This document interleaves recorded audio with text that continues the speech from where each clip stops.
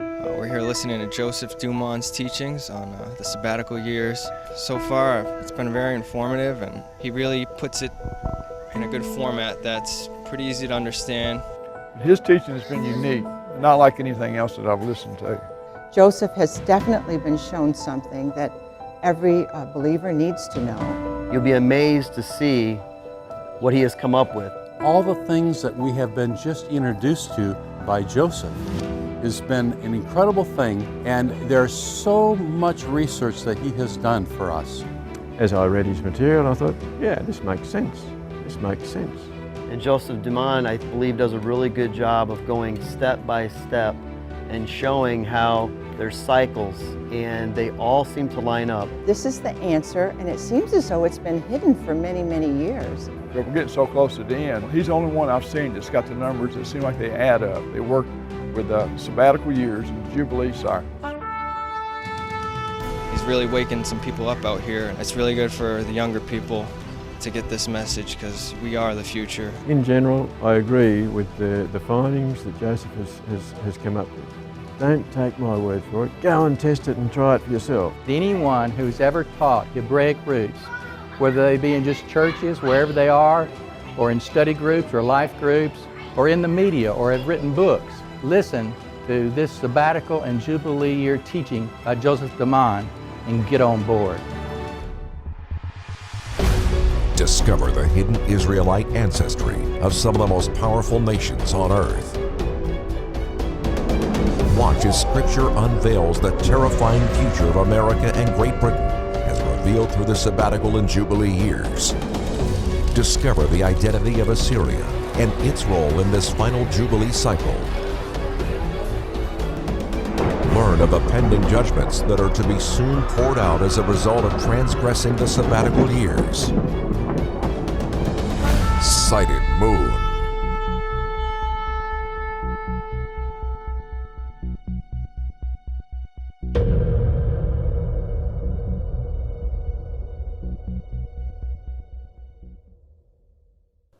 Who is Assyria? We talk about it all the time, and people want to deny it. I've given you some clues already, you sort of know. It talks about them in the last days, but who are they? Where did they go? And what are they called today? Noah had Shem, and Shem had Asher and Arpachshad. Asher, we don't know the direct lineage, but it goes down and becomes Sargon. That's one of the earliest Assyrian kings that we know about. Arpachshad had Selah and then Eber, and Eber is where we get the Hebrews from. That's where we get the Iberian Peninsula. That's where we get Ireland from, that same name. Now Sargon was one of the first emperors over all the kings of Assyria. And we know this is the Assyrian Empire. And this empire keeps on intervening and coming across from the time of Abraham, David, even though you don't read about it that much, it's there, all the way down and even in these last days. And I'm going to show you this week how close we are to the end of this age, when all this stuff is going to happen. The ancient Assyrians are also known as the Akkadians. So when you're doing your research online and you're looking this stuff up, when you see Akkadians, that's another name for the Assyrians. The God, I do things a little bit differently. I don't know why, but I attack things from a different angle. So we're going to do that today. The god of the Assyrians was Asher, and Asher is also known as Athur, or Athur, or Atir. And what I'm doing is what I showed you yesterday, is how the names by the pronunciation gets changed a little bit. Atir was later known as Tyre, or Tyr or Tyre. Now you've all heard of Tyre or Tyr. We read it in Ezekiel 28:1. The word of Jehovah came again to me, saying, Son of man, say to the ruler of Tyre, right, there it is, right there, again. So who's he talking to? So says Lord Jehovah, because your heart is lifted up, and you have said, does this not sound like something Isaiah said about someone else lifting up their heart, thinking I'm high? It's similar. You have said, I am a God. I sit in the seat of God in the midst of the seas, yet you are a man and not God, though you set your heart as a heart of God's. this emperor that's coming is going to think that he's a god. And yet he's just another man, just like you and I. But that's what power does to a person, or can. Behold, you are wiser than Daniel. And when I read this, reviewed this last night, and I chopped out some stuff for you. Wiser than Daniel. I never saw that before. All secret things are not hidden from you. And I said, wow. I didn't realize, and I got it spaced there, but it didn't realize. Because the stuff I'm talking about this week is the secrets of Daniel. What made Daniel so sick? Because you guys are going to leave here this week sick. I hope not from food but sick from the message. When you realize the depth of it. The depth of this message is going to make you sick. Thur also became known as the god Thor. How many of you went and seen this movie? A few of you. I wanted to because I thought it'd be exciting, but I didn't get to see it. I haven't seen it yet. In Norse mythology, Thor is a hammer-wielding god associated with thunder, lightning, storms, oak trees, strength, the protection of mankind. What? The protection of mankind. I'm going to do a bunch of reading here because you need to understand, because this is where Jehovah's talking from in his prophecies in Jeremiah. And if you don't get this, you ain't going to get that. And if you don't get that, you ain't going to get what's going on today. Can you say ain't? It's not allowed in Canada. Oh, man. Ain't. It's supposed to say is not. The protection of mankind, and also hallowing, healing, and fertility. The deity is, in wider Germanic mythology and paganism, was known in Old English as Dunor, and in Old High German as Donar, D-O-N-A-R, stemming from a common Germanic meaning, thunder, punras, thunder. So all these things are the things you already kind of know about Thor. Thor is a prominently mentioned god throughout the recorded history of the Germanic peoples. And yet, you guys know about him. So where do we get this Thor from? From your Bible. Really. Open it up and read it. Everything you need to know is in the book of Genesis. Everything. It stuns me how much is there. Cush, the father of Nimrod, was also called Mercury. And from Hislop's two Babylons, we're going to read a little bit. So I'm going to quote him. So I'm going to speak a little bit different. I'm going to speak in like a different language. It's like Old English. Here there is a manifest enigma. How could Mercury, so here's the question, how could Mercury or Hermes, another name for him, have any need to interpret the speeches of mankind? Because this is what Hermes' job was. This is what Mercury does. He's an interpreter. When they all spake, and so when he's doing this, they all spoke one language. To find out the meaning of this, we must go to the language of the mysteries. Perish, so there's perish, in Chaldean signifies to interpret, but was pronounced by old Egyptians and by Greeks and often by Chaldees themselves. In the same way was Perez, P-R-E-R-E-S, to divide. Mercury then, or Hermes, or Cush, the son of Ham, was the divider of the speeches of men. He, it would seem, had been the ringleader in the scheme of building the great city and tower of Babel. Cush was the instigator of the building of Babel. Nimrod did it, but Cush is behind it, pushing him and encouraging him. And as the well-known title of Hermes, the interpreter of the gods, would indicate, had encouraged them in the name of God. So this is the mythology telling you what the Bible's telling you. To proceed in their presumptuous enterprise, and so had caused the language of men to be divided, and themselves to be scattered abroad on the face of the earth. So, look at this picture. This is a picture of Mercury, also Hermes, which is Cush. Cush. Pay attention to what's in his hand. That is the secret here. Now look at the name of Belus, or Bel. given to the father of Ninus, or Ninus is Nimrod. And in connection with this, while the Greek name Belus represented both the Baal and Bel, B-A-A-L and B-E-L, of the Chaldees, these were nevertheless two entirely distinct titles. These titles were both alike, often given to the same God, but they had totally different meanings. Baal, as we have already seen, signified the Lord, but Bel signified, B-E-L, signified the confounder. When then we read that Belus, the father of Ninus, was he that built or founded Babylon, can there be any doubt in what sense it was that the title of Belus was given to him? So we're going to pause here for a sec. You need to go and read Alexander Hislop's Two Babylons. It's challenging. You think my stuff is challenging? I found him challenging. It's challenging, but you need to read it because that's going to explain what is going on today.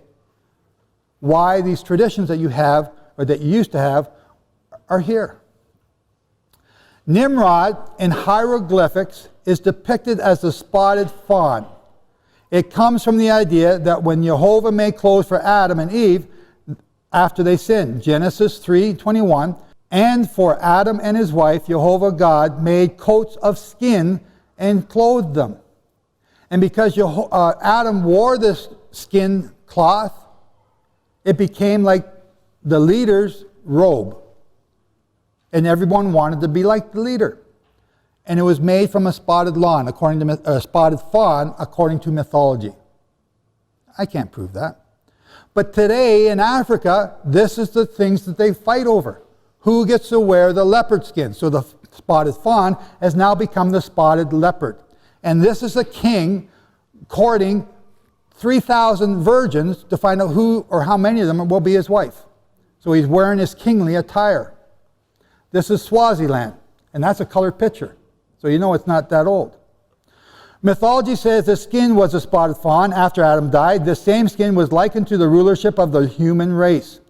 And Cush stole it from the place where it was after Adam died, and then hid it, and later gave it to his son Nimrod. And if you see all the statues of Nimrod, you can see it in the black Buddhas of the Middle East. That is Nimrod. He's a black man, short curly hair, big puffy lips, and flattened nose. That's Nimrod. This isn't a race thing, that's just who he is. And that's why this picture shows you what has been passed down.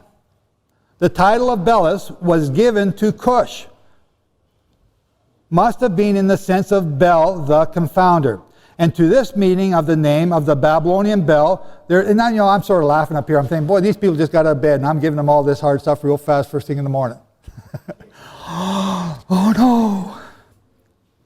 And to this meaning of the name of Babylonian Bel, there is a very distinct allusion, here it is, in Jeremiah 52, where it is said, Bel is confounded. That is, the confounder is brought to confusion. It's a play on words because of what's going on back in the beginning of after the flood. The confounder is brought to confusion. That Cush was known to pagan antiquity under the very character of Bel, B-E-L, the confounder. A statement of Ovid very clearly proves this. So we're going to come back to this in a minute. There's a ton of info here, and I have chopped already. And because of time restraints, we missed 80 slides last night about England and the Bible. It was awesome. I go home and read it, so I get to review it. The statement to which I refer, that I just read, is that in which Janus, J-A-N-U-S, that's the double-faced God, who is the God of gods, from whom all the other gods had their origin, is made to say of himself, the ancients called me chaos. Are you following this? The ancients called me chaos. Who's chaos? Cush. Now, first, this decisively shows that chaos was known not merely as a state of confusion, but as the god of confusion. But secondly, who that is at all acquainted with the laws of Chaldaic pronunciation. So if you know how to read Chaldean, does not know that chaos is just one of the established forms of the name of Cush, C-H-U-S, or Cush, C-U-S-H. Then look at the symbol for Janus, whom the ancient called chaos. And it will be seen how exactly it tallies with the doings of Cush when he is identified with Bel the confounder. I know this is asked for the notes. I will give them to you. So that symbol is a club. Do you see the club in his hand? That symbol is a club. And the name of the club in Chaldean comes from the very word which signifies to break in pieces or scatter abroad. The name of Cush is also K-H-U-S, for S-H frequently passes into Chaldean into S, and K-H-U-S in pronunciation legitimately becomes Kawas, K-H-A-W-O-S, or without the gamma, chaos, K-H-A-O-S. The Etruscan name on the reverse of a metal bell A3, Lord of Spies, is probably given to Janus as an allusion to his well-known title, Janus, Tuens, T-U-E-N, which may be rendered Janus the Seer, or the all-seeing Janus. So what I'm talking about is some mythology, and it's going right over your heads, and you're saying, what have I stepped into this morning? This is ancient history, and it's going to come back to bite you if you don't know it. And that's what I'm trying to show you. Pay attention to the club. Okay, so if you don't get anything, watch the club. Okay, if everything goes like this, watch the club. The club was Cush. We're going to talk about the club in Jeremiah. The club is Cush, the confounder, who breaks in pieces and divides up the world. And because when we get to the end, you're going to go, what's the saying down here? What? No, not a V8. Slap my gra or something like that. What do you guys say down here? Slap my britches. Slap my britches. That's what y'all be doing. In Proverbs 25:18, a maul or club, and Judas, hang on a second, you want to hear this. A maul or club is mephats, M-E-P-H-A-I-T-Z. In Jeremiah 51:20, the same word without the yod is evidently used for a club, though in our version it is rendered battle axe. So this club is now depicted as a battle axe. For the use of it is not to cut asunder, but to break in pieces. Proverbs 25:18, a man who bears false witness against his neighbor is a maul, a battle axe, and a sword, and a sharp arrow. Who's bearing false witness here? Cush. It goes back to Cush.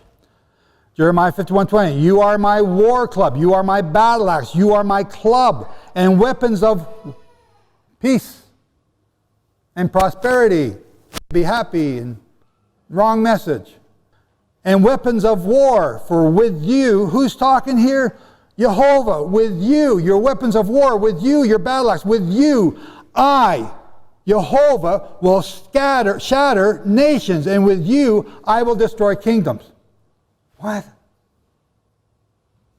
Jehovah, the God of love and peace and prosperity, is going to shatter nations? That's the God of the Old Testament. I don't believe in that God.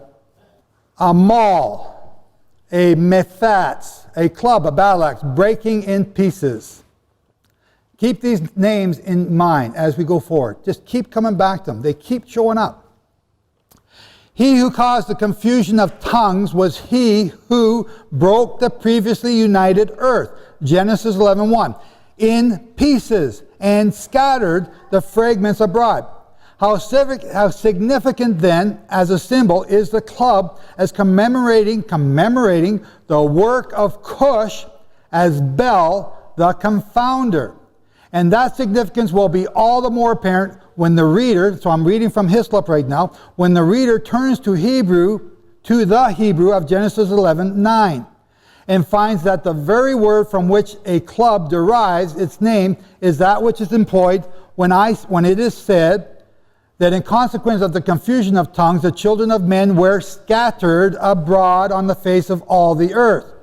The word there used for scattering abroad is Hittites. Hittites. So I can't pronounce it right. It's right there. You can read it. Hittites, which in the Greek form becomes Hittites. So it's the next one down, spelled the same way, pronounced a little bit differently, I think. I don't know. And hence the origin of the well-known but little understood name of Hephaestus, as applied to Vulcan, the father of the gods. Remember the Vulcans? You see the connections? Boom, boom, boom, boom, boom. Vulcan in the classical pantheon had not commonly so high a place, but in Egypt, Hephaestus, or Vulcan, was called the father of the gods. So we have Cush, the father of Nimrod, Cush, chaos, father of the gods, Bel, confounder of tongues, father of the gods. Janus, also called chaos, was also the father of the gods. Hephaestus, Vulcan, father of the gods. And Saturn was also the father of the gods. Who are we talking about? The same person, Cush. All these different mythologies, Roman, Greek, Egypt, Chaldean, Babylonian, they're all about the same person. They just got different names. I call you, hey, you, because I can't remember your name. And you say yes. So from now on, you're hey, you. If I call your name Janet and your name's really Bill, and you keep answering to Janet, I'll keep calling you Janet. Because I can't remember your names. The names change. But it's talking about one person, and that person is Cush. We all think it's Nimrod. It's Cush. Hephaestus is the name of the ringleader in the first rebellion as the scatterer abroad, as Bel is the name of the same individual as the confounder of tongues. Here then the reader may see the real origin of Vulcan's hammer. See this hammer there? He's carrying it. Of Vulcan's hammer, which is just another name for the club of Janus or the club of chaos, the club of Cush. Here we have a seal on a jar. Hephaestus flies back to heaven from exile on the shores of the river Okeanos in a winged chariot decorated with the heads of cranes. The god holds the double-headed mallet of the smith in his hand. So when you read the Book of the Dead, how many of you read the Book of the Dead? No. How many of you read Alexander Hislop's Two Babylons? All right, good. You haven't read the Book of the Dead yet? How many read the Dead Sea Scrolls? Okay, good. Cover to cover? Not me. No. There is so much information out there that helps explain. Your Bible is just your skeleton outline of the body. The meat and potatoes you got to go up and find and put them together. And I'm giving you some meat today. Vulcan, the god of confusion, and to this, as breaking the earth in pieces, there is a covert allusion in Jeremiah 23:29. Is not my word like a fire, who's speaking Jehovah, and like a hammer that breaks the rock in pieces? Jehovah's talking, and you don't know what he's talking about. And now you have the whole picture, because it's coming back to Cush. Babylon, as identified with its primeval god, is thus apostrophized.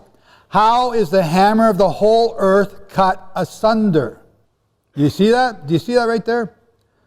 Do you actually listen to the words Jehovah is using, which tell you what he is referring to? Or do you just read right over top of it and think, I don't get it, so plow on to the next chapter. We got to get through this because we got a new Torah reading to do tomorrow. Jeremiah, let's read it. Jeremiah 50:22. A sound of battle is in the land, and a great ruin.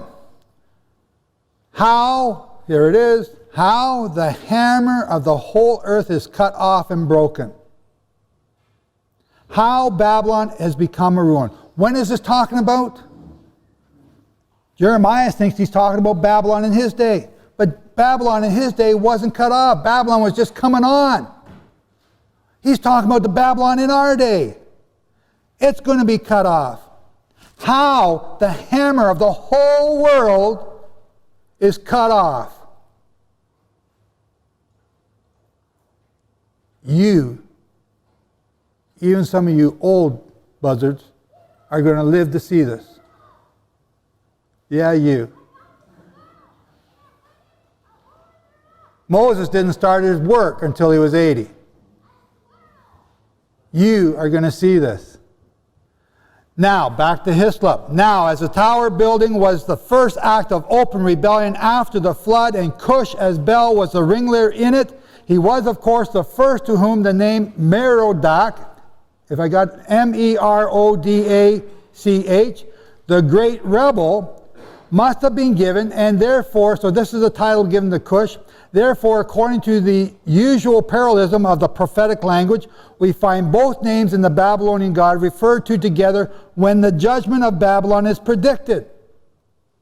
Bel is confounded. Merodach is broken in pieces. There it is. Jeremiah 52. Declare among the nations and cause them to hear, and lift up a banner. What are we talking about? Banners? Flags. Heraldry. I'm going to show you more heraldry this morning. Heraldry. Cause them to hear. Listen up, people. Listen. Do not hide it. Say it out loud. Because what I'm saying is so controversial, people are going to get mad. Judith ain't here. I can say it now. Mad. Bel is ashamed. Who's Bel? Merodach is broken in pieces. Her images are shamed and her idols are broken in pieces. It takes you right back to the Tower of Babel. It takes you right back to the instigation and all the rebellion going on before the tower was built. Jehovah's seen the end at the beginning and tells you the end at the beginning. Vulcan's hammer, which is a symbol for Cush, who broke in pieces the nations at the Tower of Babel, would later be used by the ruling powers to break in pieces the world as a symbol of their warring ability. It's a badge. This is my 2x4. I'm coming here to slap you upside the head, knock some sense into you. I like this. I just got this last night. It's a symbol. Moses' staff was a symbol. Aaron's rod was a symbol. Yeshua's shepherd's staff is a symbol. Thor's club is a symbol.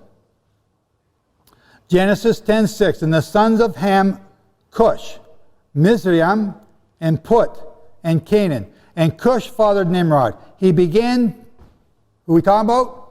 He began to be a mighty one in the earth. Who? Cush. Cush began to be a mighty one in the earth. Okay, some people say Nimrod, because Nimrod was a mighty hunter. And it's both. He was a mighty hunter before Jehovah. Therefore it is said, even as Nimrod, the mighty hunter before Jehovah. What's that mean? He was a hunter of men. Nimrod was the one that went out and gathered the people and brought them back to Babylon. Cush was doing the same thing. And in mythology, they had a head-butting contest.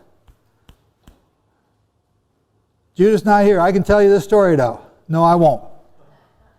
It's just like I've been let go, free to do whatever I want.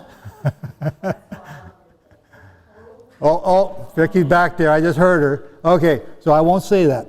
But Nimrod and Cush had a head-butting contest.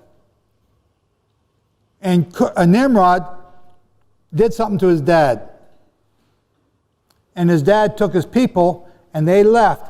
And this is where we get the Book of the Dead from. And they left and they went down to the country called outside, I'm forgetting all my names right now. Down around Saudi Arabia and came over to the land of Put. And then came up to and took over Mizraim. So why is the Babylonian religion and the Egyptian religion the same? Because it comes from the same place. Their father came around. After Nimrod beat him up, he came around. The Book of the Dead talks about going back because Nimrod came down after him to take that kingdom later. And then it talks about going back because they're trying to figure out how does Noah live to be so old. So the Book of the Dead talks about going back. This is the book going on the ship across the sea, the Great Sea, going back. And he's going back up, and I'm going around Saudi Arabia here, so he's going back up to see Noah. And I've been to Noah's Ark. And it's an awesome story. So, I won't get into that's a whole story about the Noah's Ark. I've got 5 big articles on my site. It's an awesome story. Look it up. Notice that today we have men who are fishing as the apostles did, looking for other brethren, which is what I'm doing, which is what you're supposed to be doing. Fishers of men. Who are the hunters? Because they're coming, and they're coming fast. They're already here. That's why I was ticked off this morning, because they're already here, and they're already raping your daughters. Even here in this group. The hunters shoot first, and they ask questions later. They capture with a net. Who are the hunters? Nimrod was a hunter of men. Who is the hunters? I had a picture of him yesterday. He sold his heritage for a bowl of soup. Who are the hunters? Ishmael, Esau, Nimrod. There's your line. What's going on in the world today? Islam, Ishmael, Islam, Esau. They're hunting. They don't take prisoners. And the beginning of his kingdom was Babel, and Erech, and Akkad, and Calneh, and the land of Shinar. And out of that land he went forth to Ashur, and he built Nineveh, and the city Rehoboth, and Calah, and Rezin between Nineveh and Calah, which is a great city. So right here we have a huge development. You are now seeing the king of the north, Ashur, and the king of the south, Nimrod in Babylon. Right there, Genesis 10, king of the north, king of the south. You don't read about it until you get to Daniel. But there they are. And the whole earth was of one language and of one speech. And it happened as they traveled from the east. So when they came from the east, from the ark of Noah's ark, they followed the Euphrates. And when the Euphrates comes down and turns into the plain, that's when you come out of southern Turkey, right in northern Syria. It opens up and there's a big plain. And it happened as they traveled from the east and found a plain in the land of Shinar. So you read here the land of Shinar. That's Shinar. You read another prophecy in Zechariah, I believe it is. They will go and build these flying scrolls, and they build a house for them in Shinar. So this is where Shinar is in northern Syria. Where did Israel bomb and get in trouble for? Something that was going on. Northern Syria. This is where they're going to build the missiles that are going to be launched to cause all the hell that's coming. And they said to one another, "Come, let us make brick and burn them thoroughly." So who's making the brick? Who said this? This is a god. Her name is Semiramis. Her symbol is a statue of her with a fortress on her head made out of brick. We'll come back to that many times here. This is where it comes from. And they had brick for stone, and they had asphalt for mortar. And they said, "Come, let us build us a city and a tower, and its top in the heavens, and let us make a name for ourselves, lest we be scattered upon the face of the whole earth." They want to build a name for themselves. And Jehovah came down to see the city and the tower which the sons of Adam had built. And Jehovah said, "Behold, this people is one, and they all have one language. And this they begin to do." This is what they begin to do. "And now nothing which they have imagined to do will be restrained from them. Come, let us go down and there confuse their language, so that they cannot understand one another's speech." So Jehovah scattered them abroad from that place upon the face of the earth. And they quit building the city. And he used for the scattering the hammer of Cush, the interpreter of the language, when they all spoke one language. There it is. He doesn't spell it out here, but he's been spelling it out. "Therefore the name of it's called Babel, because Jehovah confused the language of all the earth there, and from there Jehovah scattered them abroad on the face of the earth." So now let's identify Assyria. You probably already figured it out, but let's identify it so you can take this home and prove it to your neighbor. In the land of Assyria are these people called and I say it, the Hatti or Kati. the C or the H, depends on which language you're speaking, disappears or shows up. Right? We don't say H in Hebrew or South African or Aussie. They can't say H. So they say cat. So some people can't say C, so they say hat. One or the other. We begin with the ancient tribe of Hatti, Kati. The name Chatti or Hatti, as it sometimes reads in Hebrew, means to break down. What did you just read? It means to break down by violence or confusion. Slap my britches. Wow. To break down by violence or confusion, to abolish, make afraid, make scare, or to make terrify.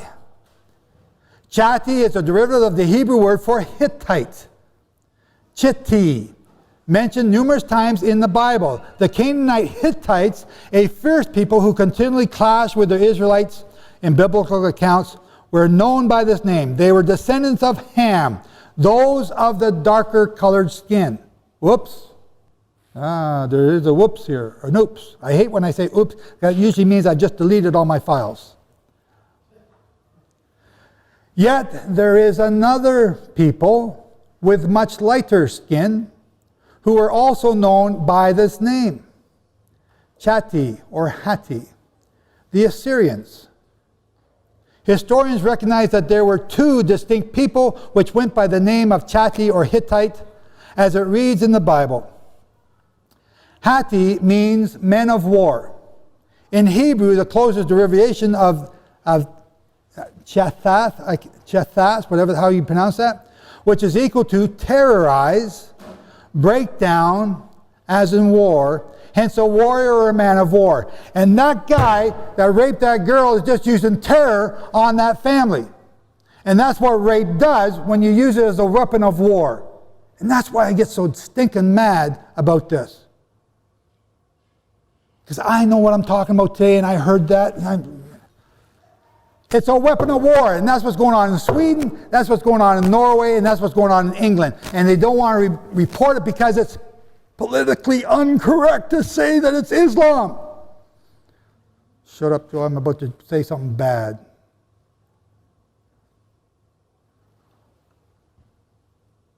Go back and read my article about a month ago. Judith helped me work on it all summer. It's made her sick. Islam, the religion of rape. Go and read it. It's sickening. And it's coming to you to terrorize you. Not because they want to have sex, but because you've been exporting all these women all over the internet and on Facebook and movies, and that's all they think you are. Hittite in Strong's, number 2850, original word, YTX, from 2845, transliteration of the word Chitti, phonetic spelling, Kitti, or Hitti. Definition, Hittite, descendant of Heth.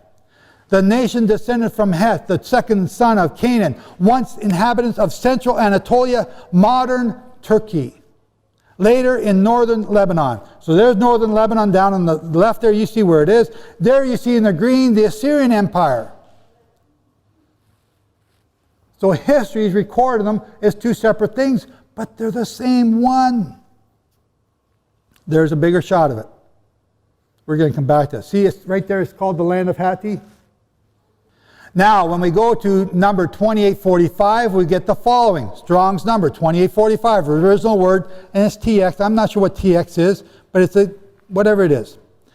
Transliterated word of Cheth, phonetic spelling Keth. Definition, Heth, meaning terror. A son of Canaan, the progenitor of the Hittites.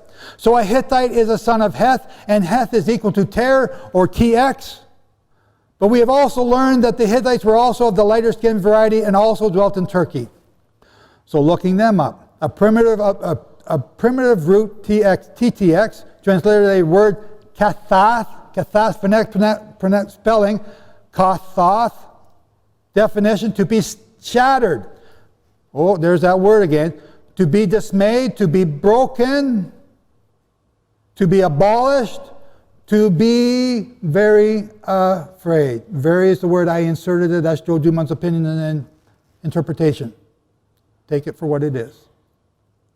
To be very afraid. To be shattered, to be broken, to be dismayed.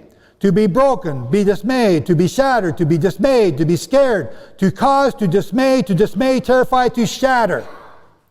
That's what this word means. That's the meaning of the word chatty. To be broken and shattered.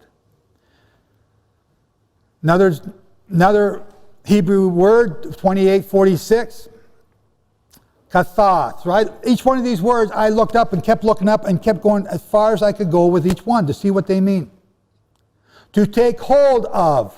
To seize. To take away. To stock up, pile up, and snatch up. Coals. Strong's number 2847, original word from 2865. You can see I'm fired up this morning. I had a good night's sleep. I fell asleep before I got out to the camp.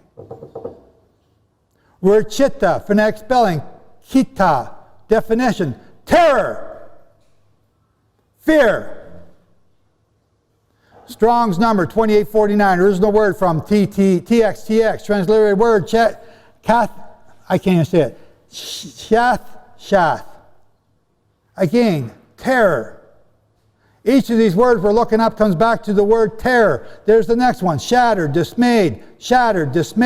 Next one, terror. Bottom line, terror. You now have a whole new understanding of this verse in Leviticus 26. I also will do this unto you.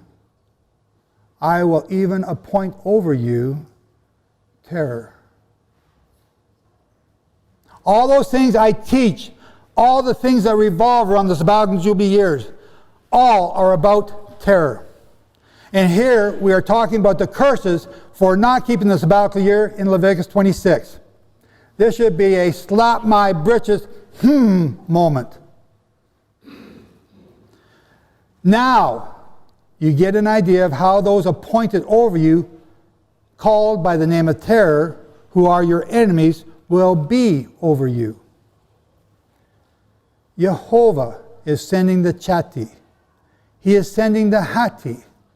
Jehovah is sending the terror to you, Makir, to you, Israel, to you, Judah. Jehovah is sending it to you, Makir. Terror, the scattering abroad, the breaking in pieces. And you're seeing a theme here for the Assyrians. Jehovah is sending terror, and with it, he will break you in pieces. Daniel 2, verse 40. And the fourth kingdom, how many kingdoms are there? 4. And the fourth kingdom shall be as strong as iron. That's not iron. It's going to be stronger than iron. As strong as iron. I got a new tool. You're going to hide that on me, aren't you? As strong as iron, inasmuch as iron breaks in pieces. There it is again right there in Daniel. Breaks in pieces, you have a clue. And shatters everything. And like iron that crushes, that kingdom will break in pieces and crush all others. This is serious stuff. Daniel 7:23, thus he said, the fourth beast shall be a fourth kingdom on the earth, which shall be different from all the others, and shall devour the whole earth, trample it, and break it in pieces. Boom. It ain't a home run. Stop watching baseball. You don't got time for baseball anymore. It isn't the Olympics. You don't got time for that. And it isn't football. Give it up. You got things to study. You got things to learn. You're wasting your time with your TV. Take a hammer and break your TV in pieces. Because you don't got, well, not yet, don't. I'm going to be on TV soon, hopefully. So, okay, so you don't have time to waste watching things that aren't teaching you Torah. There, that's better. Once again, references to the club of Thor or Cush, the breaking in pieces. It is imperative that you know your history in order to understand prophecy. What's that saying? If you don't know history, you're bound to repeat it.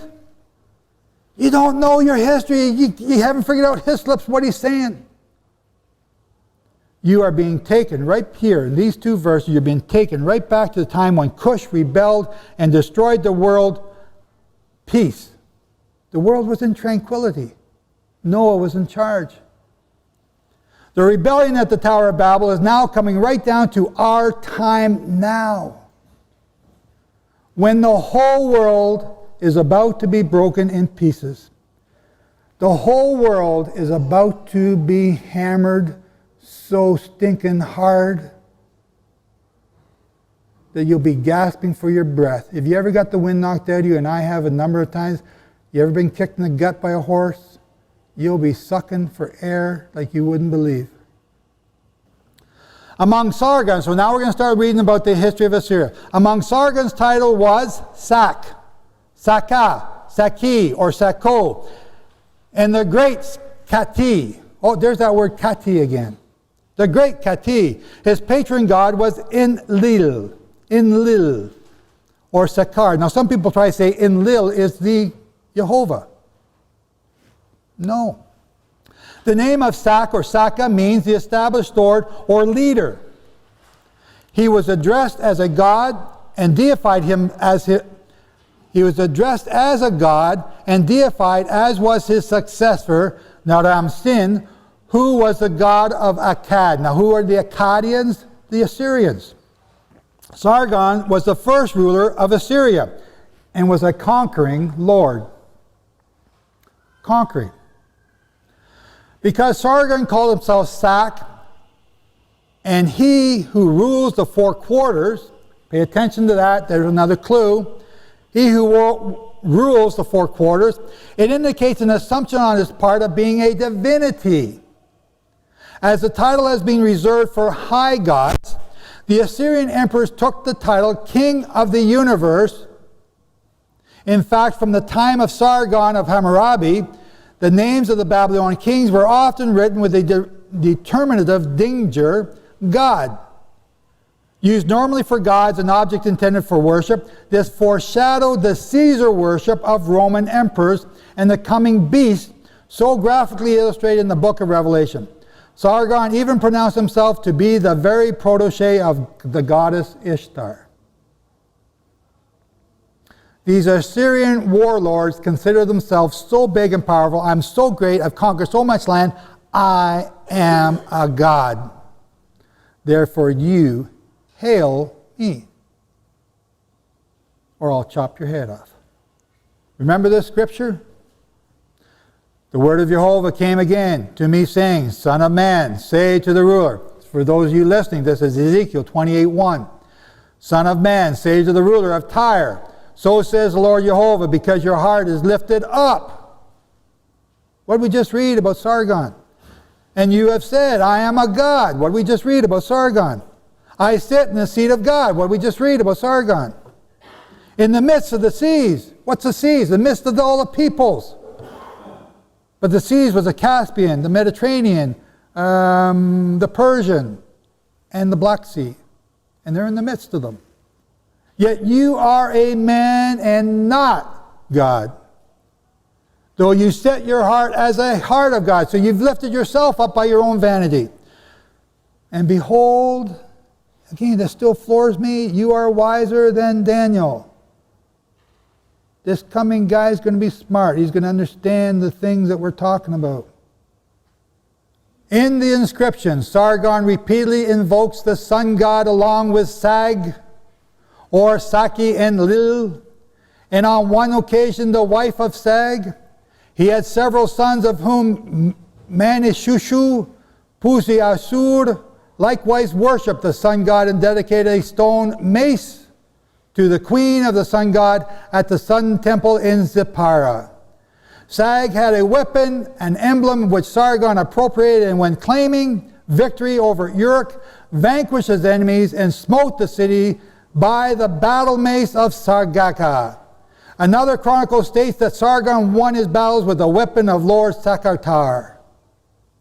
The mace is a blunt weapon, a type of club.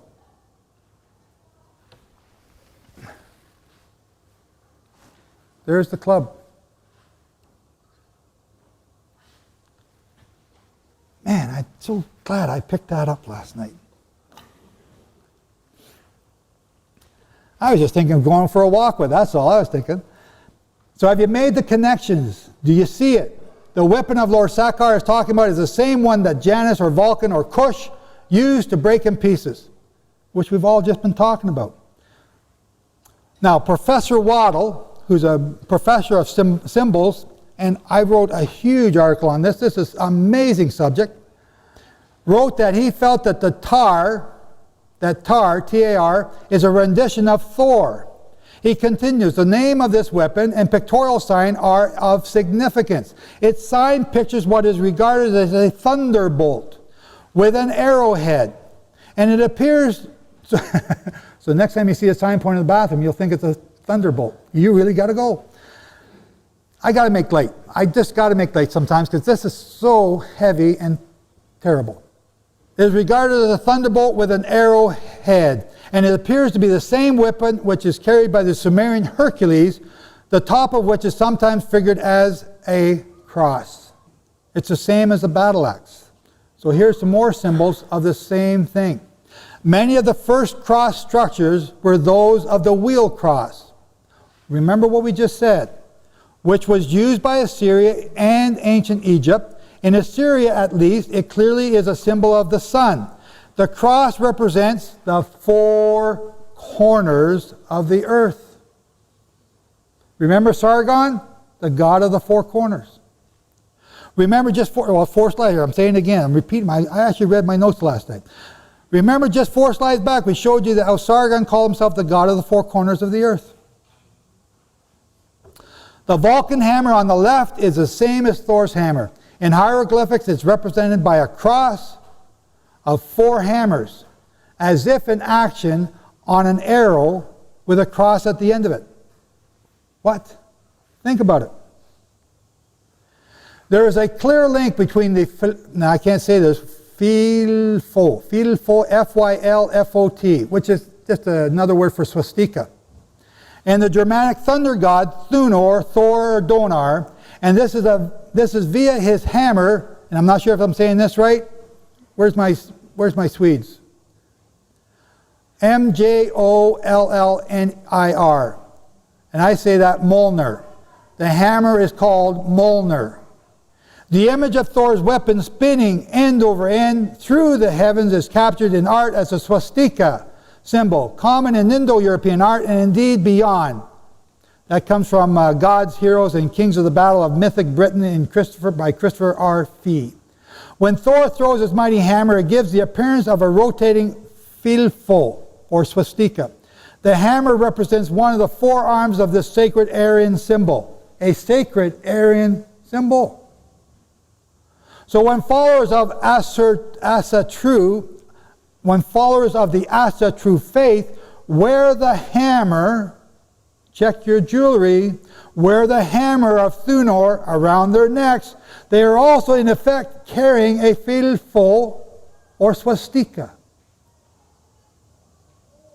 Stephen Taylor, in his book, The Phylfo File, also draws on this connection. The Phylfo was, amongst other things, the symbol of Thor, the Norse god of thunder. It represents a stylized version of his hammer, Mjolnir. And Mjolnir means smasher. Which he would throw as a weapon, and which would cause the rumblings of thunder and shattering shattering power of lightning. That's from page 79. The association of the hammer with a sky god is to be found amongst other Indo-European cultures. The Baltic thunder god Pergons also carried a hammer called Milna, which may very well be linked linguistically to Molnar, along with the Russian Molninja and the Welsh Mellet, which both mean lightning. Thor's main symbol is the hammer, and you can now see the hieroglyphics work to portray an image of Thor's hammer that breaks in pieces. This is what the symbol of the swastika means and represents. Thor's hammer, which breaks in pieces. Check your jewelry. Check your bracelets. Check your kids' stuff. What have you got on? This is Thor's hammer. It is a double-headed battle axe, one of the symbols of the Assyrians. Now, maybe you can understand what's spoken of in Isaiah. Let's start in verse 12. And it will be when the Lord has broken off all his work on Mount Zion. The Lord has broken, there's a key word, on all his work on Mount Zion and on Jerusalem. I will punish the fruit of the proud. Who's the proud? The king of Tyre. The fruit of the proud heart of the king of Assyria, and the glory of his high looks.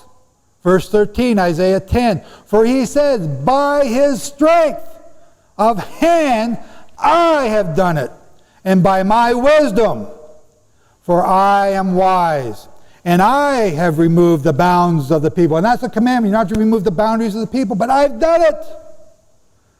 And I have robbed their treasures, and I have put down the people like a strong man. Verse 15, Jehovah says to him, shall the axe boast itself against him who chops with it? Shall the saw magnify itself against him who moves it? As if the rod could wave those who lift itself up, as if a staff could rise what is not wood, could raise what is not wood. Don't just read over these things and say, I don't understand. Learn them, figure them out. You're given clues all the time. Verse 10, Isaiah 10, verse 5. Woe to Assyria, the rod of my anger. I like this thing. And the staff in my hand, my fury. Get me mad and let me start swinging this. You'll see a furious wild man going through the bush. This is made of hardwood. I don't know which one, hickory or oak or something, I don't know. Notice that the Assyrian is also compared to the rod of the master. So Jehovah has the Assyrian in his hand. He's being wielded by Jehovah. Jehovah is controlling them. Jehovah is sending them to you, Makir. The hammer in later hieroglyphic form is depicted as this symbol, the cross. And then this symbol, the iron cross. Thor's hammer is now represented as an iron cross.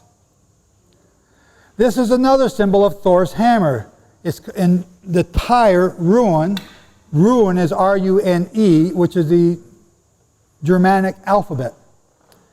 Now, T-Y-R is the rune. T-I-W-A-Z is another form of it, named after Tyre, the god of single combat, victory and heroic glory to Norse mythology. Thor is a god who wants to be a hero from war, from combat. Where do we get this notion of going off to war and coming back as a war hero? It comes from this. This is the arrow that is also represented by the letter T, or the cross. The Tyre runes association with war meant that the SS thought of it as the Kampf, K-A-M-P-F, or battle rune, symbolizing military leadership. The SS commonly used it in place of Christian crosses on the grave markers of its members. It was also used by graduates of the SA, I can't say this word, Reichsführerschule, which trained SS officers until 1934. They wore it on their upper left arm. It was adopted as an emblem of the 32nd SS Volunteer Grenadier Division 30 Genois, which was assembled from the members of the SS schools in January 1945, as well as the SS recruitment of the training. You know, you see the symbol, you know what it means. Terror. The SS was stylized like the lightning of Thor, which the rune of the arrow represents. The Tyre rune also is represented by the modern word Tuesday. Old Norse Tyre, T-Y-R, literally God, plural Tivar, gods, comes from Proto-Germanic T-Waz, T-E-W-A-Z. Old English T-I-W, Old High German Z-I-O, which continues Proto-Indo-European D-E-I-W-O-S, D-Waz, celestial being or God. In Welsh, D-U-W, Latin, Deus, Lithuanian, Divas, Sanskrit, Diva, Avestan, Davo, demon. And Diwas, D-E-I-W-S, is based in a Didya, meaning to shine. Okay, I went through all that hard stuff because you want to understand what it means. It means to shine. Okay, they don't get it yet, Joe. We're going to come back to that. And on Shabbat, we're going to explain what the shining is. Because here it is. This is your first exposure to it. Okay, I better clue you in. You're going, what's he talking about? The serpent. Eve's in the Garden of Eden, right? She's talking to a snake. Are you nuts? Snakes don't talk.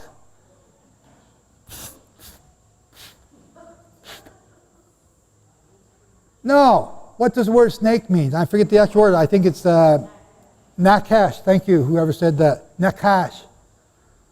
It means like a bronze. It means like a shining. This being that came down and spoke to Eve was like God. He was shining. I would have talked to him. It's like God. He's shining. He's one of his angels. You'd talk to him too. That's why when Moses built the serpent on the staff, right? And this one's got twirls around. Isn't that neat? For a serpent. Remember your two serpents come up, your medical stuff, right? It was a shining. It was made out of bronze. It was shining. This word shining comes back to here. Who's the shining? Satan.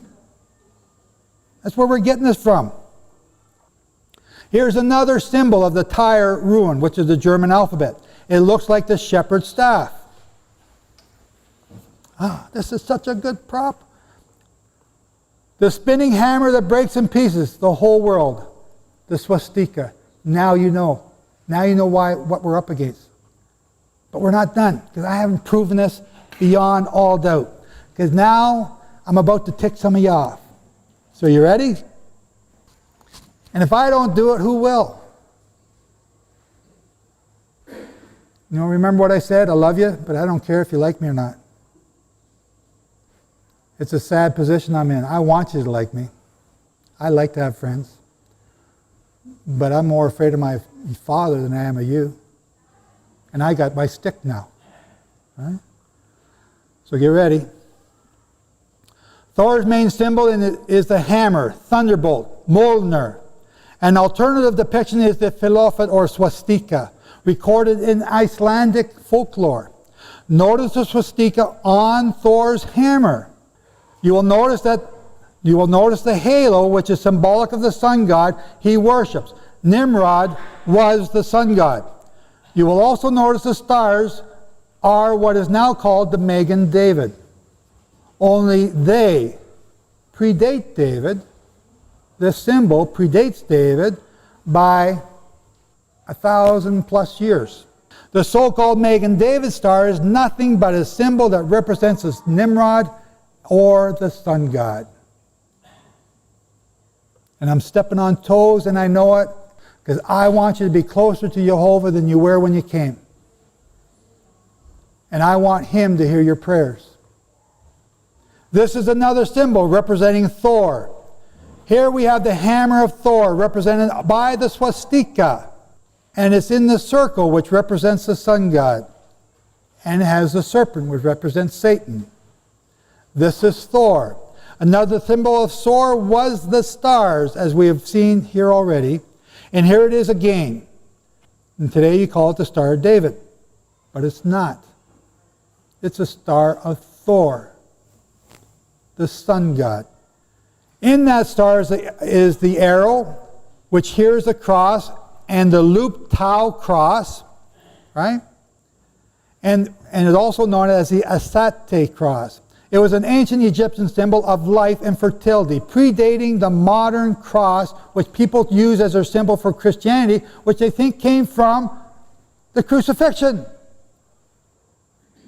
So I'm not just putting my boot up your butt, I'm putting my boot up everybody else's butt. What symbol represents your faith? He doesn't have a symbol. He's bigger than you put him in the box you're trying to put him into by your star or by your cross. This again, what you're looking at here is the symbolism of Thor or Cush, the one who rebelled and caused confusion of the languages. You've seen this picture. These are the Chaldean priests, the priests of Tammuz, who are also known as Nimrod's priests, with the cross symbol of the sun and fertility all over their clothes. This is from long before there was a Jesus. Long before, because these same symbols are showing up in the Indian religion. I forgot the name. Vishnu. Same symbols. So are you wearing a cross around your neck? Are you wearing a Star of David around your neck? What symbol are you using to brand your faith? Notice the iron cross in this ancient Assyrian sculpture. It's on his chest, and then notice the star that he's pointing to. The same symbols found on the garments of the Pope. The star and the cross, both symbols of Cush, and later when Nimrod took over. Again, here's another picture of the star representing the sun god. Stephen, just before he was stoned, said this. And this is that Moses who said to you, sons of Israel, the Lord your God will never make it. The Lord your God shall rise up a prophet to you from your brothers, one like me. You shall hear him. This is he who was in the congregation in the wilderness with the angel, who spoke to him in Mount Sinai, and with your fathers, who received the living words to give to us, to whom our fathers would not be obedient. To whom our fathers would not be obedient? But thrust him away and turned back again to Egypt in their hearts, saying to Aaron, make us gods to go before us. For as for this Moses who brought us up of the land of Egypt, we do not know what's become of him. So this is the gods they made for him. This is from Saudi Arabia, Jabal al-Laz. This is the bull that they made. And they made it out of gold. And they made the calf in those days and offered sacrifice to the idol and rejoiced in the work of their own hands. It's a bull. It represents Nimrod's government. This is the same bull used today to represented in Europe in front of the European Parliament. In Greek mythology, this is Europa, and was a Phoenician woman of high lineage, whom the name of the continent Europe has ultimately been taken or named after. Zeus was enamored of Europa and decided to seduce or ravage her. What are we talking about this morning? Raping. The two being near equivalent in Greek mythology. He transformed himself into a tame white bull and mixed in, they're sneaky, they sneak in with the other father's herd. While Europa and her helpers were gathering flowers, she saw the bull and caressed his flanks and eventually got onto its back. Zeus took that opportunity and ran into the sea and swam with her on his back to the island of Crete. And I just realized, why does Germany want Crete so bad in the European Union? He then revealed his true identity, and Europa became the first queen of Crete. Some readers interpret that as man, so that's the story of it. In Greek, the name Europa, wide or broad, and broad with eyes, or broad face. It suggests that Europa as a goddess represented the cow with a wide face, which is Hathor, at least on the same symbolic level. So I'm going to cut my notes, we're getting behind. But right here, look at what's on her head. The horns of Hathor, the bull, or not the bull, the cow, which is Semiramis. But what's in the horns? It's the sun god. And what you're looking at there is them copulating together. So today in Revelation 17, we have the same symbols being used. And one of the 7 angels who had the 7 vials came and talked to me saying, "Come here and I will show you the judgment of the great harlot sitting on many waters." Europa is the harlot, and bull is the beast that she's sitting on. And it's the symbols for Europe, and they know it. But you guys don't want to know it. You keep hiding your head. Revelation 7:2, with whom the kings of the earth committed fornication and became drunk, with the wine of her fornication, those inhabiting the earth. This is Der Spiegel. This is when Europa became Europe, the United States of Europe, 1999, I think it is. Symbolical year in the prophecies of Abraham. And he carried me away into the desert by the Spirit, and I saw a woman sitting on scarlet. You guys know this stuff. Acts 7, verse 41. And they made a calf. There's the calf, talking about the calf, the cow, the bull, Europe. And they made a calf in those days, and they offered sacrifice to the idol and rejoiced in their work of their hands. And then God turned and gave them over to serve the host of heavens. Who's the host of heavens? Nimrod, and Semiramis. As it is written in the book of the prophets, O house of Israel, have you offered to me slain beasts and sacrificed 40 years in the wilderness? No, they didn't make sacrifices in the wilderness. Yea, you took up the tabernacle of Molech and the star of your god Rephan, images which you made in order to worship them, and I will remove you beyond Babylon. I'm not going to belabor that. That symbol is the star of Thor. You decide what you want to do. But every time you put up a symbol, whether it's a cross, a crucifix, a fish god, a menorah, fish god, star David, whatever it is, whatever symbol represents your faith, you are putting a block between you and Jehovah, because he has no symbol. Do you know why it's so hard to find anything about the kings of Israel and their religion? Because they have no symbols. Why do we know so much about the Assyrians? Because they had all kinds of symbols. Same with the Babylonians. They had false gods that we've been able to trace. Wake up. The feathers are about to fly, and if you're not on the right side of the fence, you're going to fly with them. This is where you get your Star of David from. This is where we get the cross from, the swastika. 1 Kings 11:4, for it happened when Solomon was old, his wives turned away in his heart after other gods, and his heart was not perfect with Jehovah his God, as with the heart of David his father. For Solomon went after Ashtaroth, the goddess of the Sidonians, and after Milcom. Milcom is the god you sacrifice your babies to. You put them on his hands red hot when they're alive, and you beat the drum so you can't hear them screaming. And then they roll off into a pit, and they find these pits with all these little babies in it. And we don't know what that is. It's right there, to Milcom, who is Molech, the abominations of the Amorites.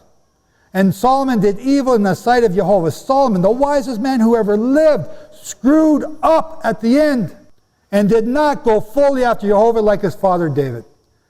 And it's the star that he brought in. This is the place where he did the sacrifices. This is the place where he did these altars to these other gods.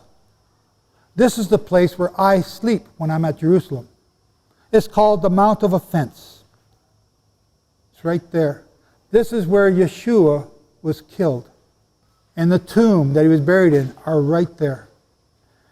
Today the symbol for Moloch is this Christmas tree, and the star, or the symbol of Asheroth, is still the star. Nothing has changed. Nothing has changed since we came out of the wilderness those 40 years. Nothing has changed since Stephen condemned Israel for doing this, and he got stoned for it. Joe, they got guns. This is U.S. I got to make it light, but it's not funny at all. The Assyrian people of the Bible today are known as Germany. So now I got to prove this to you. Just in case you haven't figured it out, I got to start spelling it. I know you guys are sons of Makur and you're Americans. I got to spell it out for you because I know some of you. Hatti means men of war. Carmen was a tribe in Assyria, and it also means men of war. And Carmen would later be known as Kerman with a K, and this was later changed to German. Here is Thor's hammer, the iron cross and swastika, all the symbols of Thor. Notice that the Thor hammer is now a sword, because the hammer part is up there in the handle. The hammer was later depicted as this symbol. The Star of David again can be seen here. This is the ruins from Assyria. The ruins from Assyria. Thor's main symbol is his hammer. Thunderbolt, Mjolnir, the lightning. Here's the lightning. We've already spoken of it. I'm not going to read that again. So this is where the Assyrians took the Israelites in the captivity. Keep in mind the symbol of the Assyrians. Thor's hammer, to break in pieces the enemy. They did this by breaking up the defeated and moving them all over the place so that they could not unify themselves together. Assyria did that then, and they still do it today.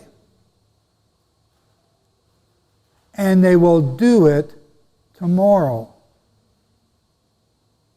Okay, I gotta say this. Ezekiel, I think it's Ezekiel 20. I'm going to say this someplace, Ezekiel 20. I, Jehovah, will move all of you out of your place. Out of your place. Your place, your home. I will move all of you, every single one of you, out of your place. He doesn't say exactly, I'm emphasizing. But he says, none of the rebellious, not one of the rebellious will enter into my land. So all the rebellious ones are going to be taken out of their homes, but none of them are going to make it into the land.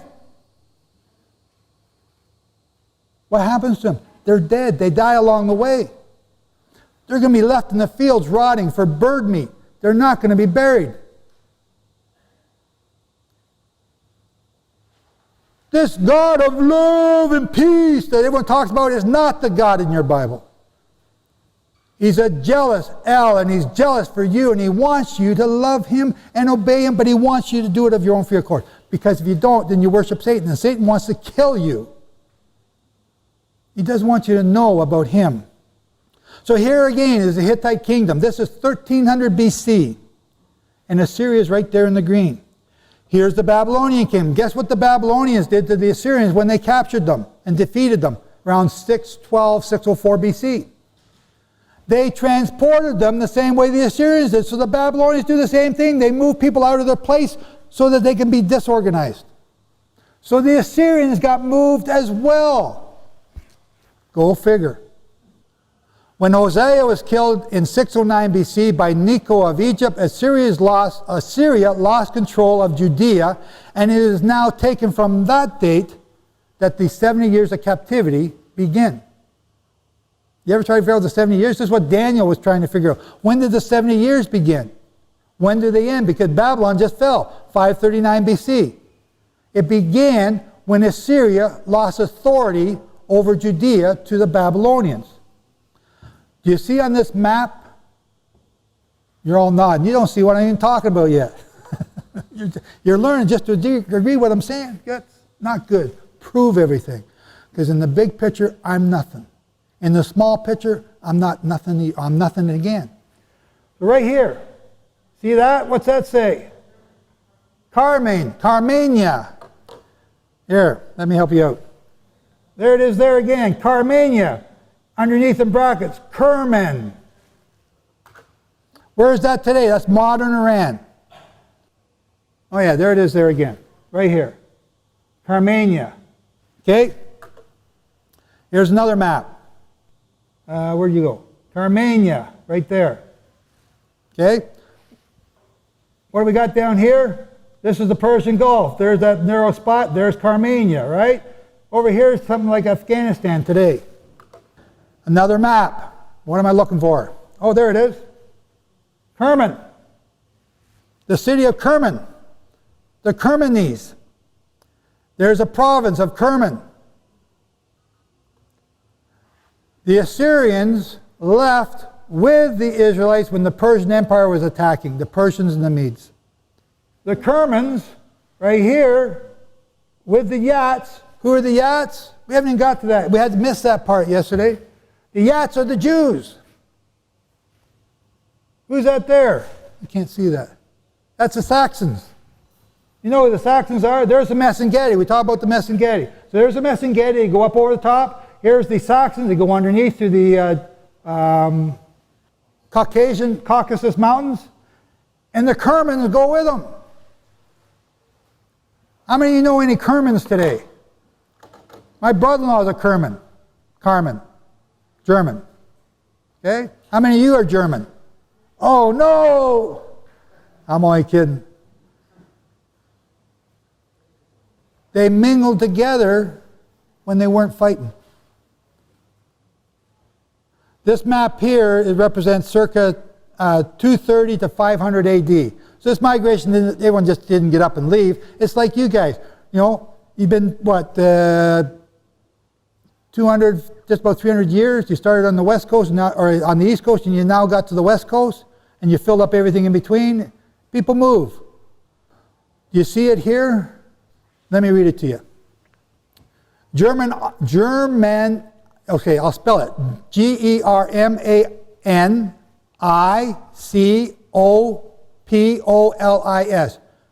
Germanicopolis. Germanicopolis. It's Greek. Also called Caesarea Germanica. Was an ancient town in Isauria, Bithynia. Okay, so I couldn't find the actual map with that on it. On the Gelbis River, not far from Prussia, modern Bursa in Turkey. There's Bithynia. So everything I'm talking about is right here on this river. Okay? There is Istanbul right today. So this is Bithynia that I'm talking about. In earlier times it was called Helgi, Helgas, or Buskote. Where's Mr. Kote? Ring a bell? Buskote. Modern scholars locate the town at the village of Tatali. Persa. Where'd you go? Persa, right there. Big words. I can't even see that. Persa, which today is modern, Prusa, P-R-U-S-A, which today is modern Bursa, is where we get the modern Prussians from. The people of Dessau, Germany, a very old state in northern Germany, claim their ancestors came from Lake Asinius in Bithynia. Near this lake are two cities of Prussia, spell this out, P-R-U-S-I-A-S and P-R-U-S-A. These two cities are near this place. And here's the modern Prussians as they were in 1815. So they've moved from Turkey up to here. The Hittites have moved. Here's where the Chadi, remember the Chadi? We talked about them in the very beginning. Here's where they migrated to according to ancient, who's this? Ancient Roman historians. One of the tribes were the Alemanni. Anyone speak French? Oh, come on, you guys can't be that. You speak Spanish?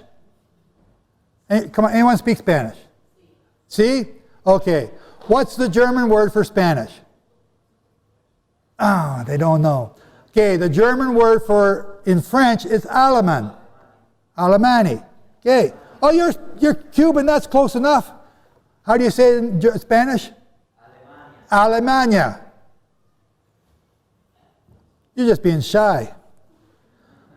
One of the tribes were the Alemanni. Only foreigners called them the Alemanni. But they gave themselves the name of Suevi. Suevi. Another Assyrian tribe were the Thuringians. Here's the Thuringians right there. There's the Alemanni. The Alemanni called themselves Suevi. Foreigners called them Alemanni. Allemand is German in French. Okay? I'm going to show you this next section and then I'm going to stop. I'm not going to say promise because I may change my mind. This is a Hittite double-headed eagle. This is a symbol of all the Hittites. And here we find it at Hattusha, capital of the Hittite Empire, 1650 to 1190 BC. Notice again the double-headed eagle right here. Here's another, this is a seal impression. So this is a seal of the Assyrian kings. From Ashur, seal of an Assyrian king of the 14th century BC. Here again from Ashur is the double-headed eagle. Right there. The Iron Cross. Right there.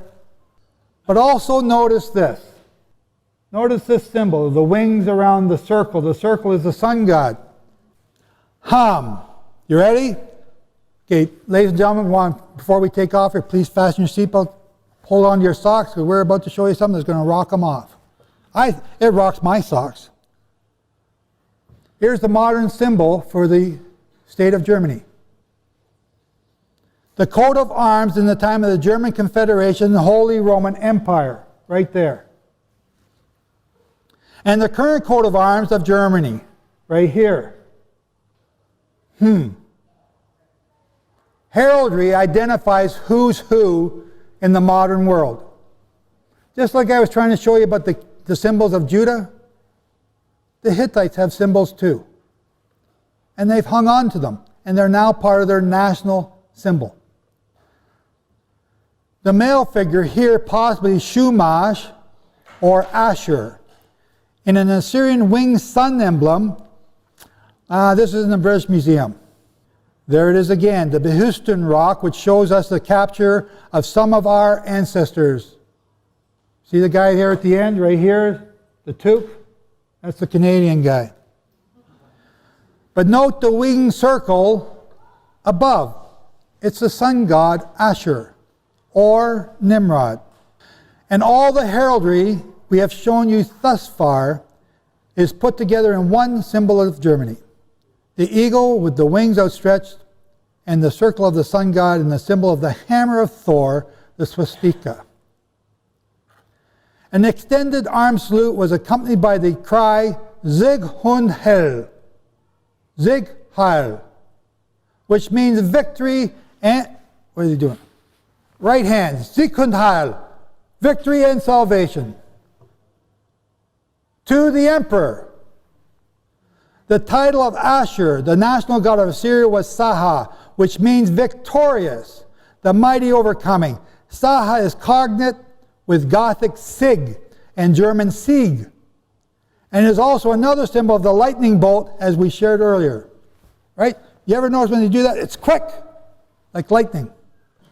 I'm going to go through this next session really quick because it's really interesting. It's just the oldest city in Germany was founded by Ninus.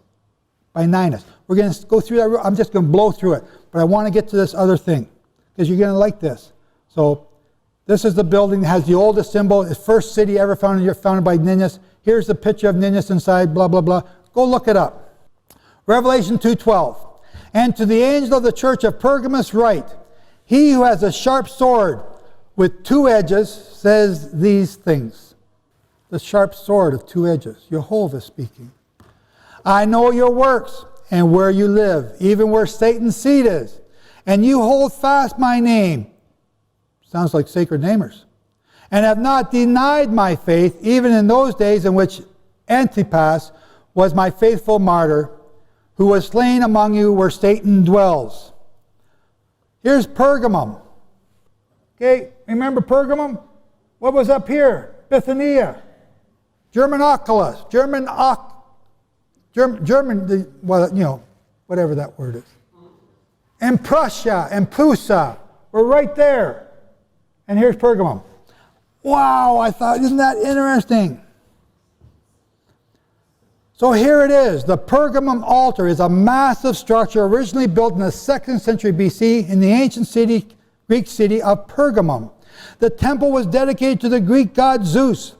The Pergamum altar was shipped out of the Ottoman Empire from the original excavation site by the German archaeological team led by Karl Humann, and reconstructed in the Pergamum Museum in Berlin in the 19th century, where it can be seen alongside other monumental structures such as the Ishtar Gate from Babylon. Wow. Hitler used to go here to pray. A German archaeologist, Karl Humann, began excavating the altar on September 9, 1878. The altar was then moved back to Germany and reconstructed. Kaiser Wilhelm II celebrated its erection in Berlin in 1902. In 1933, Adolf Hitler was elected Chancellor of Germany. In 1934, he became dictator and ordered construction of the Tribune at Zebulon Field in Nuremberg for his Nazi rallies. These were huge, huge things to motivate people. The architect, Albert Speer, used the Pergamum altar, used the Pergamum altar as the model for the Zebulon Tribune. The Führer's pulpit, The Führer's pulpit was in the center of the Tribune. Right there. See, these are all people. These are all people here. And the pulpit's up there. The Führer's pulpit was in the center of the Tribune, which was built from 1934 to 1937. Adolf Hitler, the evil king of Germany, started World War II in 1939. After the end of World War II, the Soviets took the Pergamum altar to Leningrad in 1948, the same year as the birth of Israel, as spoils of war. The altar was later returned in 1958. Berthold Conrad Hermann Albert Speer, I'm giving you a little history. I want to share this with you. 1905, born 1905, died 1981, was a German architect who was, for a part of World War II, Minister of Armaments and War Production for the Third Reich. Speer was Adolf Hitler's chief architect before assuming ministerial office as the Nazi who said sorry. So during the Nuremberg trials, he's the only one that apologized for what took place. He apologized for not standing up and doing something about the slaughter that was taking place amongst the Jews. He repented. And he's the only one that lived. Everyone else was executed. Notice he lived until 1981. One of Speer's first commissions after Truth's death, which was another architect, was the Zeppelin Field Stadium. The Nuremberg parade grounds seen in Lenny, I can't say his name, propaganda masterpiece, Triumph of Will. That's the name of the movie, Triumph of Will. This huge work was able to hold 340,000 people. The Tribune was influenced by the Pergamum altar in Anatolia, but was magnified to an enormous scale. Speer insisted that as many events as possible be held at night, both to give the greater prominence of lighting. Who's the angel of shining? To give the greater prominence to his lighting effects and to hide the individual Nazis who were a little bit large in the stomach, many of whom were overweight. Speer surrounded the site with 130 aircraft searchlights. This created the effect of a cathedral of light. Who's the angel of light?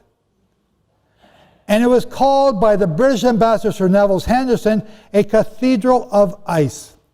Spear described this as his most beautiful work and as the only one that stood the test of time. Once again, I'm getting ahead of my notes again. Once again, Satan is showing himself as the angel of light. Keep this in mind when we get to Shabbat. Yeah, I got to show you this because it ties into this morning. Okay? So there we have. We read that Genesis 10:12. Here's the Assyrian Empire. There's the Babylonian Empire. There's the Medo-Persian Empire. Notice that each one is over top of the same place. Right? It's the same place. Here's the Greek Empire. Again, over the same place. Here's the Roman Empire. Again, over the same place. This is the Muslim Empire. Not over the same place. Well, it's over the southern part of the same place. This is the king of the south. Here's the Ottoman Empire. And they fell apart at World War I. And they went from 1600 to 1923. That's it, they're done. Daniel 11, verse 40. And at the end of time, the king of the south shall butt at him, and the king of the north shall come against him like a tempest, with chariots, and with horsemen, and with many ships. A whirlwind. Who's the whirlwind? Who's the blitzkrieg? Blitzkrieg, boom, bang, they're there. Guess what Germany just created? A unit that can land anywhere in the world within 2 days. A full military operation that is amphibious and be able to take anywhere to settle any dispute, boom, in a couple days.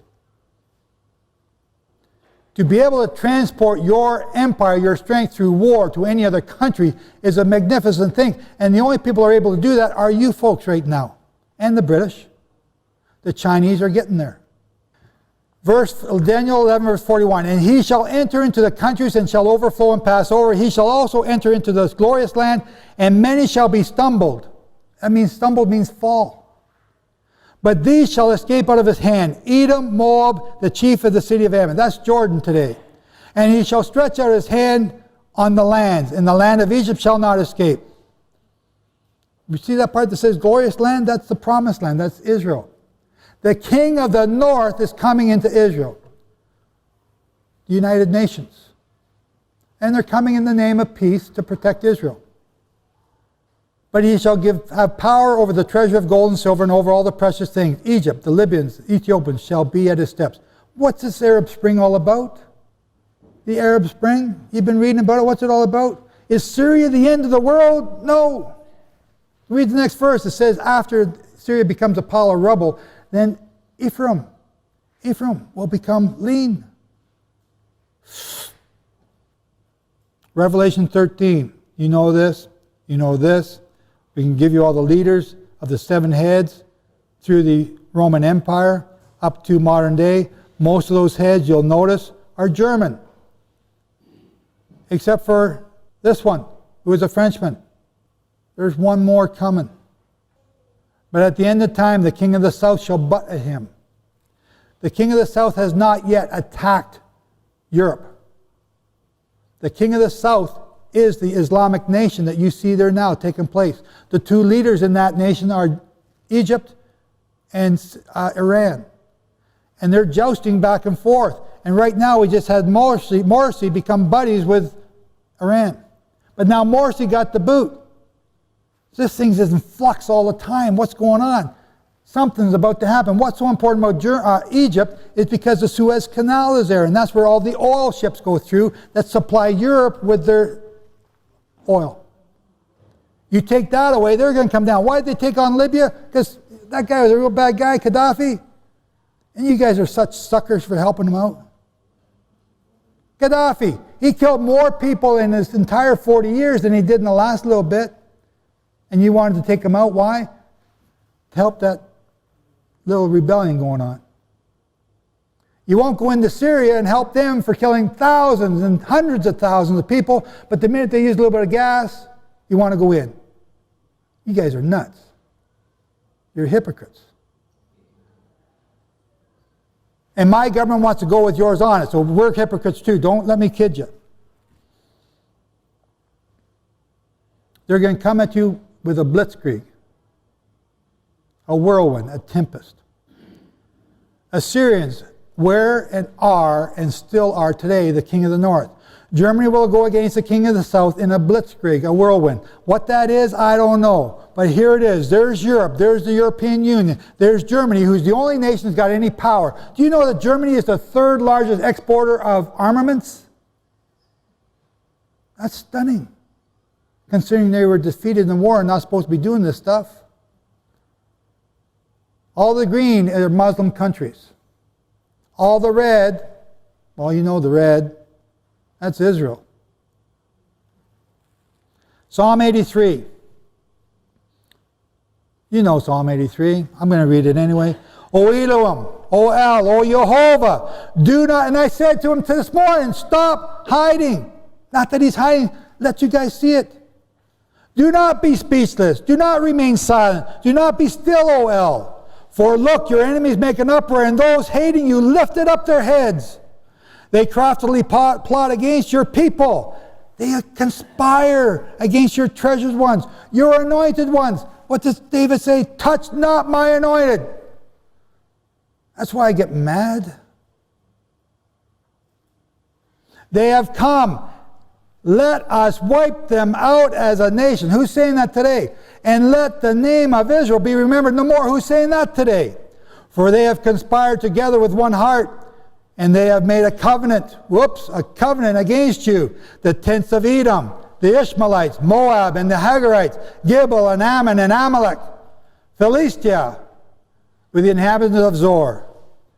Asher also has joined with them. Remember Sesame Street? Duck, duck, duck, dog. Duck, duck, duck, dog. One of these doesn't belong. One of these doesn't belong. And all you have to do to stop the song is guess which one doesn't belong. The duck or the dog. Asher is not Arab. Asher is German. And are you aware that right now in Germany you cannot pass out Bibles, but you can go door to door passing out Korans?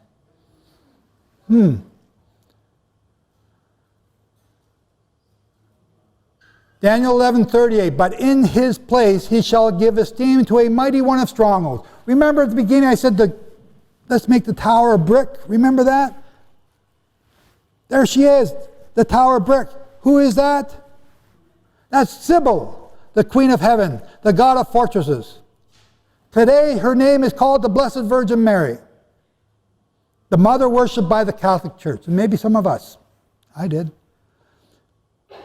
This is by whom Germany have gained power through the Holy Roman Empire and through the Pope. And they will use it again to help unite Europe. And they're doing it now in the nightly news. And to a mighty one which his fathers did not know.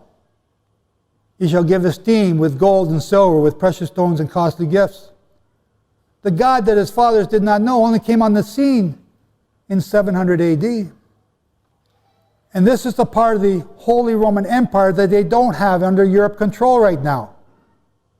Why is Germany coming into Mali over here to save a bunch of tribesmen? And why is Al-Qaeda fighting everyone all over the place here? There's a war going on here for control. And Germany is going to come in and take it and wrestle it. But they're going to convert to Islam. Because they don't care about religion, all they care is about power. And if you got to convert to Islam to control the empire, then let's do that. Daniel 11:36, and the king shall do according to his will, and shall exalt and magnify himself above every god. Whoop, that sounds familiar. We've read that before. And shall speak marvelous things against the God of gods, and shall prosper until the fury is fulfilled, for that which is decreed shall be done. He will not regard the God of his fathers, nor the desire of women, nor regard any God, for he shall magnify himself above them all. But in his place he shall honor the God of forces, and a God whom his fathers did not know. We just read that. So he shall act with the God of fortresses at the strongholds, with a strange God whom he shall acknowledge. And he shall multiply in glory, and he shall cause them to rule over many, and shall divide, here we go, there it is, divide the land, chaos, boom, thunder, Thor, right there, for a price. The 10 toes are dividing the land up into 10 sections. The United Nations Agenda 21 has already got the world divided in 10 sections, and you can have a section for a price. We're going to talk about that. So when is all of this to take place? That's the real key point here. That separates the men from the boys. When is Europe to unite with the Muslim nations? And that, ladies and gentlemen, is what the 70 Shabua is about. And I'm not going to tell you now. Shavuim, yes, whoever said that, thank you, clear me up. So here, just another little quick thing. Notice, during World War II, Hitler and the Grand Mufti of Jerusalem, Amin al-Husseini, before the war, deciding what to do with the Jews. So the Grand Mufti was given a great honor, and he created a Muslim SS crack troop regiment in Bosnia. He was the uncle to Yasser Arafat. This group of SS troops in Bosnia, they raped and they pillaged and they destroyed, and they didn't care what your excuse was, they just shot you. They took 0 prisoners. Do a study on them. They were ruthless because they hated the Jews more passionately than anyone else. The SS troops up in Germany, yeah, they were bad too. They did the same thing, but these guys were worse. And see the salute that he's given? Sieg und Heil. Now look at what they're doing. Sieg und Heil. Sieg und Heil. Victory is ours. Victory is ours. And these are all Muslims being trained by the same thing through Yasser Arafat, and now passed on down to all these different Muslim groups that are fighting there. There it is again. In Iran. Ladies and gentlemen, war is coming. And it's on a freight train and it's going full speed and you cannot stop it even if you got the whole world to repent, and you're not going to. But if you could, that might change things a little bit. But you're not going to. There's 2 great wars coming. The first one involves you. And because of that, your name is not mentioned in the Bible. Russia and China are, why aren't you? Because you're Israel, Makar. You get punished. Judgment is on the house of Israel first. Leviticus 26, coming back to the curses for the Sabbatical and Jubilee cycles. And if you will not be reformed by me, by these things, but will still walk contrary to me, then I will walk contrary to you and will punish you 7 times more for your sins. Another sabbatical cycle. And I, Jehovah, will bring a sword on you to execute the vengeance of my covenant. The covenant that you break has got me so mad, I'm jealous, I'm going to avenge it on you. And when you are gathered inside your cities for a defense, I will send a plague among you, and you shall be delivered captives into the enemy's hands, into the Muslims' hands, and into the Assyrian hands. And that thing that I talked about this morning about the child that's being raped by a Muslim is going to happen to you if you don't repent. Your only hope is to be obedient. No matter how many guns you got, how much ammo you got, or how much food and water you got, or how secret a place you got in your secret place, it ain't going to help. Get that through your thick Israelite heads. Well, slap my britches, I got enough guns to take on half the world. I got a secret hiding place with, my deer plane's got in front of it, and they can't find me. Wake up. When I have broken, there's that word broken the staff of your bread, 10 women shall bake it. You're going to go lean. When Damascus becomes a pile of rubble, Ephraim becomes lean. There's the numbers, folks. There's the numbers. 90% of you will die. 90% of Israel is about to die. And if you don't speak up, if you don't start shouting out this message, you don't start, if I have convinced, because you guys are still staying here and you're kind of hungry, you're still standing, so you know there's something to what I'm saying. Prove me wrong, or prove me right. And if you prove me right, you've got a responsibility, because if you see the sword coming, you got to shout out a warning. And it can't be just me. You didn't know you were coming to keep Sukkot and get this, did you? I'm not even started yet. Because you haven't seen the other stuff I'm going to show you. Like I said,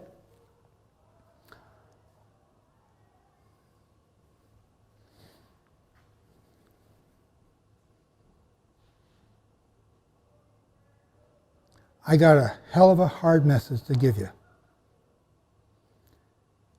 And it hurts. But if you don't smarten up and start telling people about this, start talking, start stick your head out of your butt and start speaking out, people are going to die. Yeah, I'm blunt and I'm plain because that's where the rubber meets the road. And it doesn't matter how holy your language is, how sweet you are, and how pretty you are, because when you got 10,000 on your right and 1,000 on your left, they're all being eaten by birds, and you got to tiptoe through them to get to safety. I don't care how sweet and pure your language is. It's going to be hell. Joseph F. Dumond explores every question about the Sabbatical and Jubilee years in Remembering the Sabbatical Year 2016. In order to understand the truth, you have to expose those things that are not true. What is left is then the facts. Remembering the Sabbatical Years examines all the theories put forward as to when the sabbatical years were, and then using your own Bible shows you how to be able to prove it for yourself. Once you do this, then you too can understand prophecy and in what season the Messiah is to come. Filled with groundbreaking insights, Remembering the Sabbatical Years of 2016 is both a source of wisdom and practical knowledge on an important yet complex subject and a necessary guidebook for prevailing through today's times. The Creator of the universe has set upon His creation a construct of keeping time, and within that construct of keeping time, He has also given certain instructions. These markers of time have everything to do with prophecy as well, for they are the language by which boundaries are set and milestones are crossed. Prophecy affects every living human being on the planet, and so the reader becomes the main character in this book. We have, for all the world, an example of a people who kept and also did not keep the Sabbath years as instructed, and you will see what happened to them in each of these cases. You cannot afford to be ignorant of these things. The curses for not keeping the sabbatical years are happening now all around us, and they are getting worse. We are to wrestle with the Word to get the truth.